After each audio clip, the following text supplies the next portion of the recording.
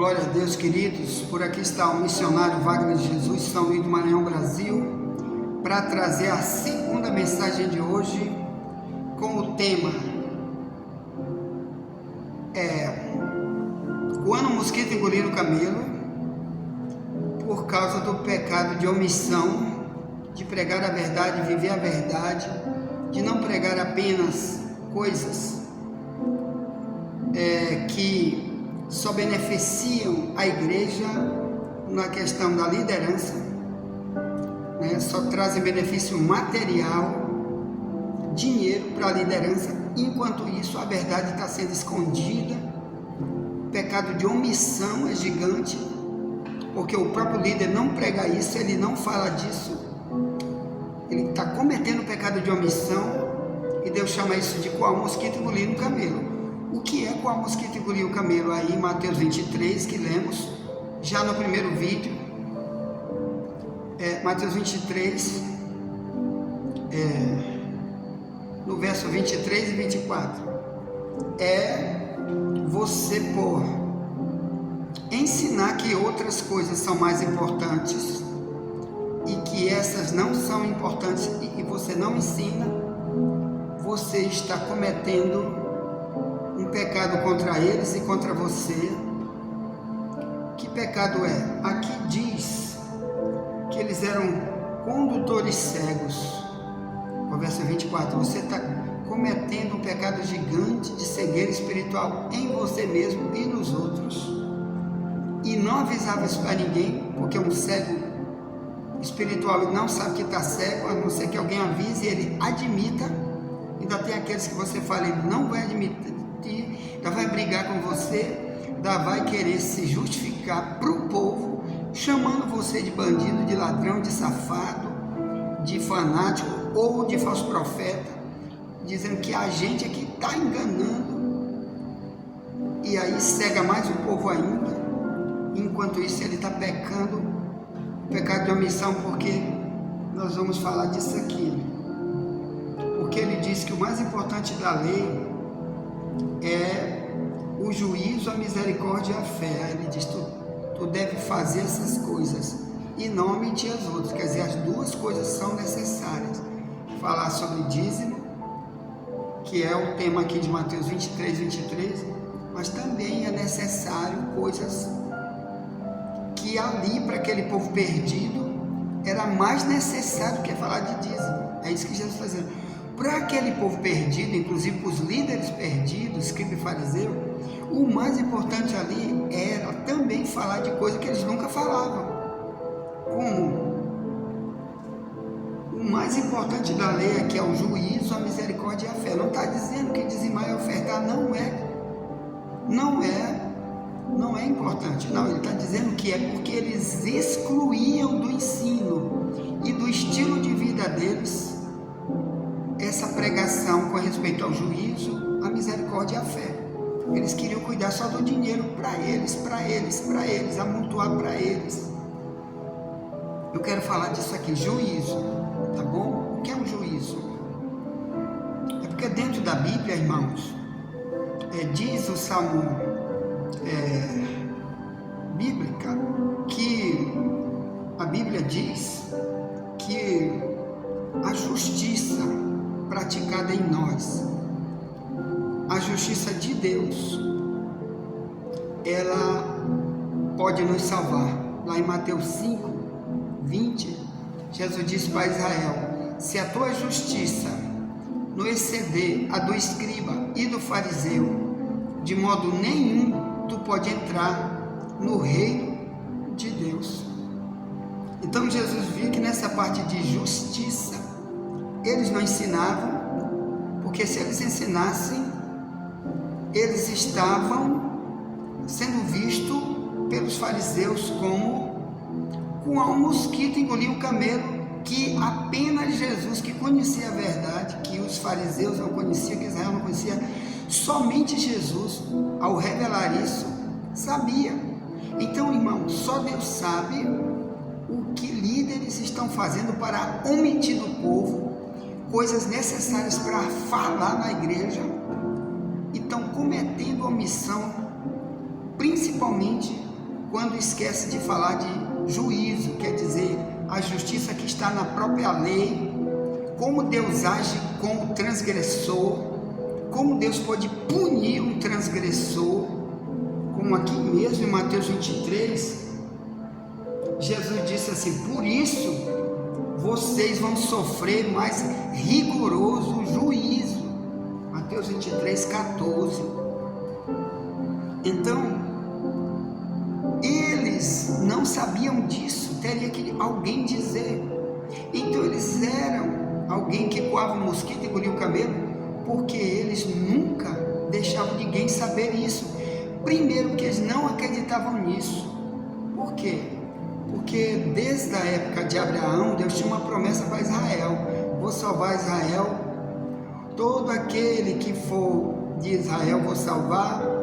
Então eles tinham uma ideia igual a de hoje: já estou salvo, não precisa fazer isso nem aquilo, ser fiel nisso nem aquilo, já estou salvo, só porque faço parte dos cultos, ou só porque já ensino, só porque digo que Deus é meu Pai.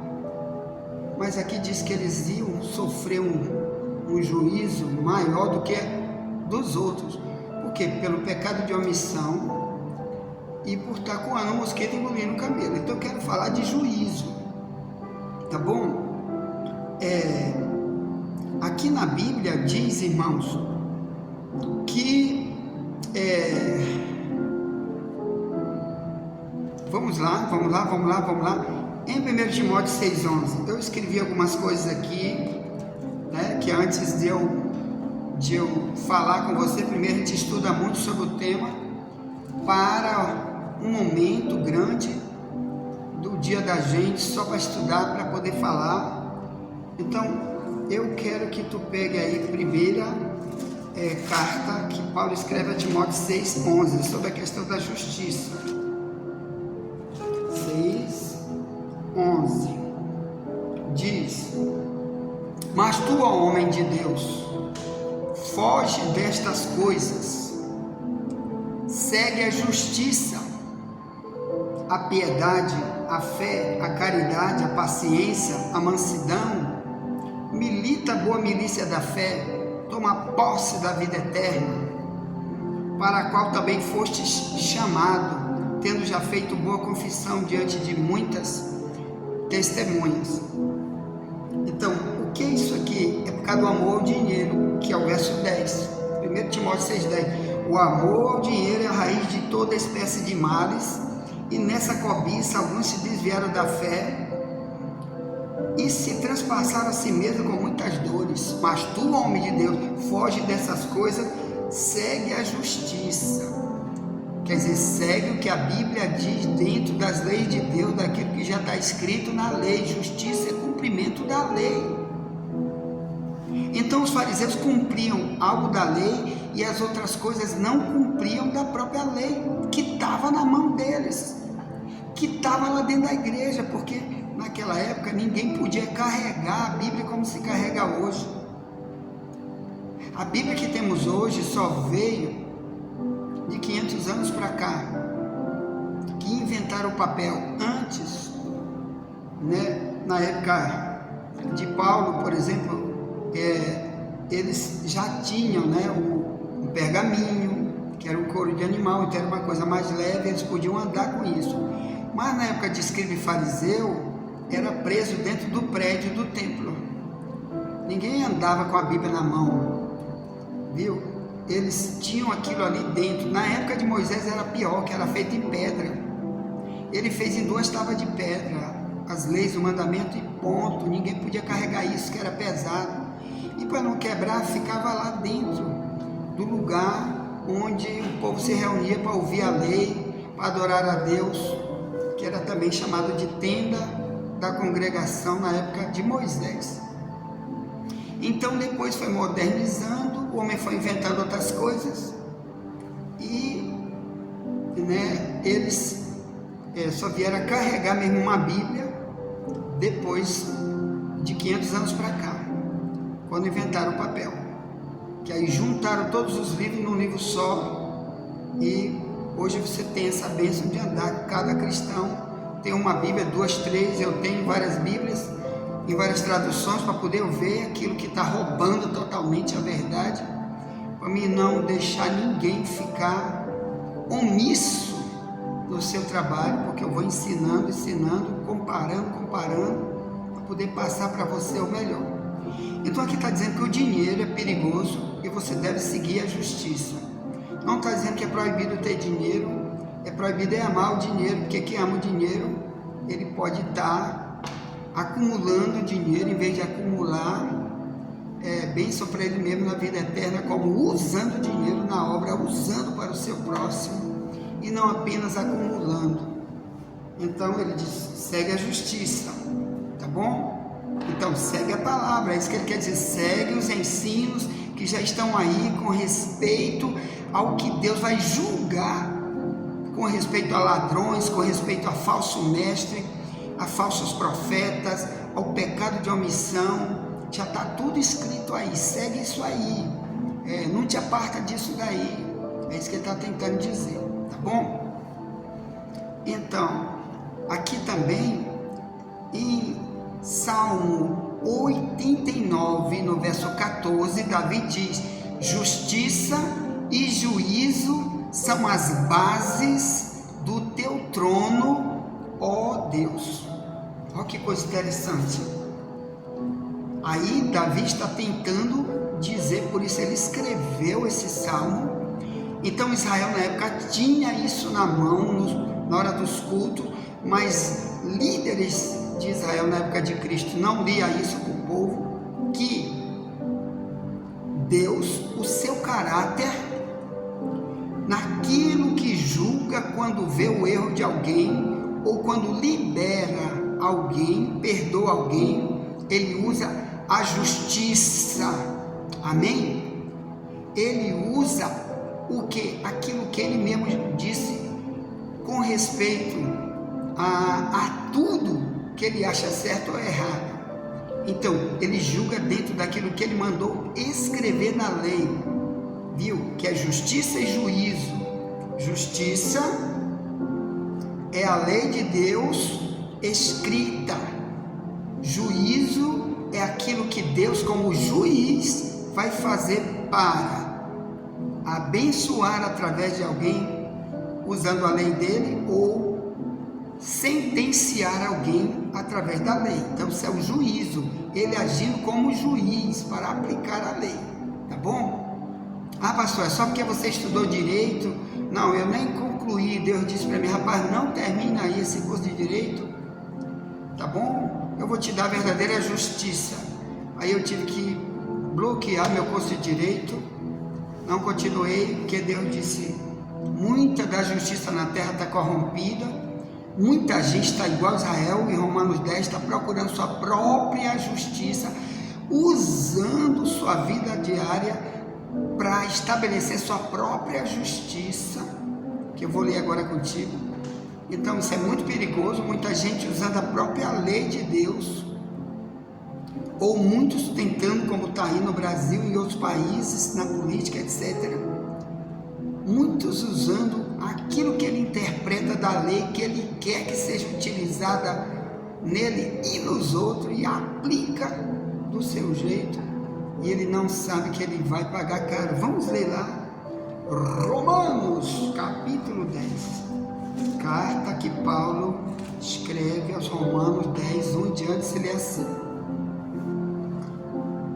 irmãos, o bom desejo de meu coração e a oração a Deus por Israel é para a sua salvação, porque lhes dou testemunho de que têm zelo de Deus, mas não com entendimento. Porquanto, não conhecendo a justiça de Deus, aqui é o verso 3, na tradução mais antiga, Ferreira de Almeida, revista corrigida, que está mais perto do original. Ele diz, porquanto, não conhecendo a justiça de Deus e procurando estabelecer a sua própria justiça, ó, isso aqui é com a mosquita engolindo o camelo, isso é pecado de omissão, ó.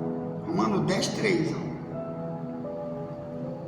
Não conhecendo a justiça de Deus e procurando estabelecer a sua própria justiça, não se sujeitaram à justiça de Deus, porque o fim da lei é Cristo, para a justiça de todo aquele que crê. Então, na época de Paulo, na época de Cristo também, havia uma lei que Deus havia dado através de Moisés no ano 1500 a.C. Ali, essas leis, todas elas foi Deus que deu. Só que quando Cristo veio, muitas dessas leis, elas passaram, elas expiraram. Por isso que são chamados de Antigo Testamento e Novo Testamento. Por isso que Paulo diz, o Antigo Testamento por Cristo foi abolido. 2 Coríntios 3,14. Abolido, acabou, tchau. E ele trouxe novas leis. Incluiu muitas leis do Antigo Testamento e excluiu outras e adicionou outras. Quem fez isso? Cristo, não foi Paulo, porque ele é o próprio Deus, ele tem autoridade de fazer isso, e ele fez isso, tá bom? Por isso tem o antigo e o novo. Então tem leis como não comer isso, não comer aquilo, não comer aquilo, que estão no Antigo Testamento. O Novo Testamento nunca manda fazer nada disso, senão seria lei, porque Paulo estava mandando, Jesus estava mandando, como guardar sábado, que é a pena do Antigo Testamento. A igreja primitiva evangelizava todos os dias, estava todos os dias no templo, adorando a Deus, era todo dia, enquanto que Israel era só sábado. É o final de Atos 2 e Atos 4, esse era o costume da igreja todo dia, não era só sábado.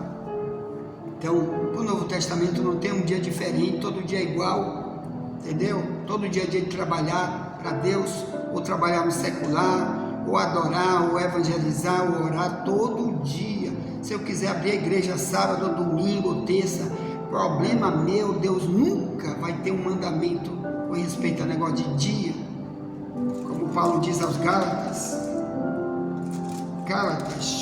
4, verso 9, mas agora conhecendo a Deus, ou antes sendo conhecido de Deus, como tornais outra vez a esses rudimentos fracos e pobres, aos quais de novo quereis servir, guardais dias e meses e tempos e anos, receio de vós que haja eu trabalhado em vão para convosco.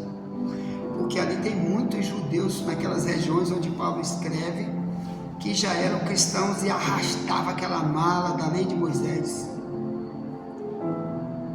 E Paulo diz, rapaz, eu estou trabalhando de graça, estou perdendo meu tempo com vocês, porque já disse que isso aí não tem mais nada a ver. Se não, Paulo diz, mas o dia de sábado é perigoso para você, se você não separar só esse dia. Nunca você encontra isso no Novo Testamento, jamais. Quando diz, era costume, Jesus pelo costume entrava no sábado na sinagoga, Paulo pelo seu costume no sábado. O costume dos judeus era dar sábado ali. Então o costume, ele sabia que esse costume era de todos os judeus, então ele entrava lá, porque como ele vinha primeiro para pregar para judeu, essa era a ordem de Deus para qualquer evangelista da época, primeiro para o judeu. Então, quando era no dia de sábado, que os outros dias ele estava evangelizando em qualquer lugar, no sábado só ia encontrar judeu ali, então ele tinha que entrar ali, porque o costume, ele sabia que o costume dos judeus era esse. Não tem negócio de costume de Paulo, era só sábado. É mentira, isso é um guia cego tentando te convencer, uma mentira. Então, em Romanos 10, o Paulo diz, o fim da lei é Cristo, ponto. Por que ele diz isso? Porque Cristo vem e ensina totalmente diferente do que os fariseus ensinavam, totalmente diferente do que parte da lei de Moisés foi ensinada, porque ele é o próprio Deus, tá bom? Ele mesmo disse que tinha que extinguir a lei. Você vai ver aqui várias vezes, em Hebreus 7:12, diz, mudando-se o sacerdócio, necessariamente se faz também mudança da lei. Então, aqui está dizendo que Cristo veio não pelo sacerdote de levitas, ele veio da tribo de Judá. Então, se mudou o sacerdote, aqui diz, como esse sacerdote é Cristo, um sacerdote supremo, maior do que qualquer nome, ele tem que mudar a lei. Quem está dizendo é o autor de Hebreus. Também está em Gálatas 3, tem um monte de outros textos sobre a mudança da lei. Então, mas eu não vou falar disso.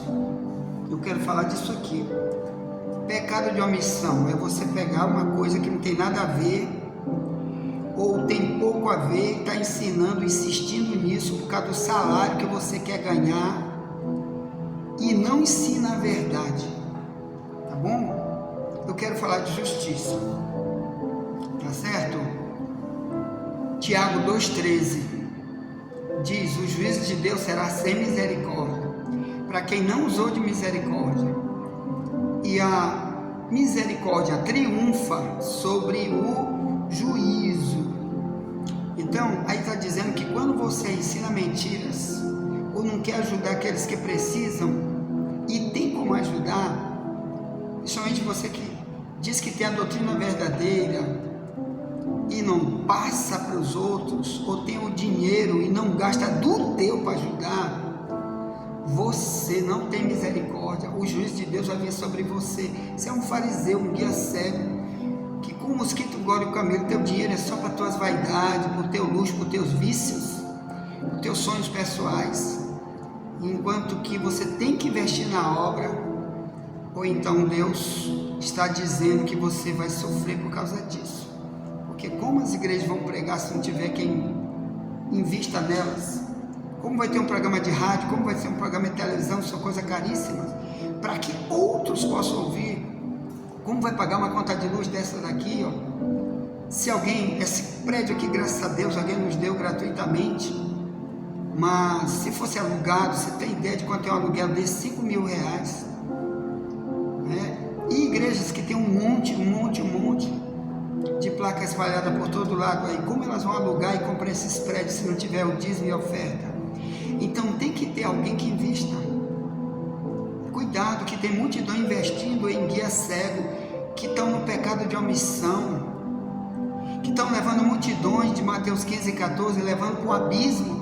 Jesus diz: quando um cego guiar outro cego, vai o dois para o abismo. Então o que estamos dizendo aqui, ó, Romanos 10, porque não conhecendo a justiça de Deus e procurando estabelecer sua própria justiça, não se sujeitar à justiça de Deus. Isso aqui é pecado de omissão, é cegueira espiritual, e é ele mesmo ser réu dentro da justiça de Deus. Vai ser um dia julgado como réu, lá naquele Apocalipse 20, 10 ao 15, que diz que um dia Deus vai julgar todos os perdidos e vai lançar no lago de fogo. Então, aqui diz que Paulo queria era a salvação deles. Romanos 10, verso 1. Paulo estava preocupado era com a salvação de Israel, porque sabia que eles tinham uma interpretação errada da lei. Eles estavam cegos porque líderes de Israel cegavam eles. Eles davam alta soma de dízimo e oferta para líderes, só para levar eles para o inferno. Mateus 15,14. E também Mateus 23,15, que Jesus disse: ai de vocês, escriba e fariseu hipócrita, vocês percorrem mar e a terra para levar alguém para converter a religião de vocês, e quando conseguem, fazem dessa pessoa 2 vezes mais filho do inferno do que vocês, condutores cegos. Então tenha cuidado com isso. Pecado de omissão é não estabelecer a justiça de Deus em si mesmo, para poder pregar para si e para os outros, porque está cego, está se omitindo de pregar coisas necessárias para a relação de Deus com as pessoas, e prega apenas porque quer o salário, o dinheiro. Cuidado com isso. Você, liderança de igreja, muitos estão em curso nos artigos dessa lei. Não está errado ganhar o salário, como Paulo diz em 1 Coríntios 9,14, quem prega o evangelho deve viver do evangelho. Quer dizer, se ele abandonou tudo apenas para gastar tempo estudando ou viajando só para pregar, a igreja tem que sustentar, pessoas têm que sustentar, alguém tem que se levantar para sustentar, porque ele tem família, ele tem um monte de coisa para fazer também, então ele tem que viver do evangelho. Então não está errado o salário para líder, está errado é ele, apenas querendo se enriquecer com o dinheiro da igreja, recebe mensagem de lideranças, de ele se omitir de falar a verdade que salva, que liberta do fogo eterno. Cuidado com isso. Ponto. Envia essa mensagem para alguém, já voltaremos, nunca te esquece. Somente a verdade nos libertará.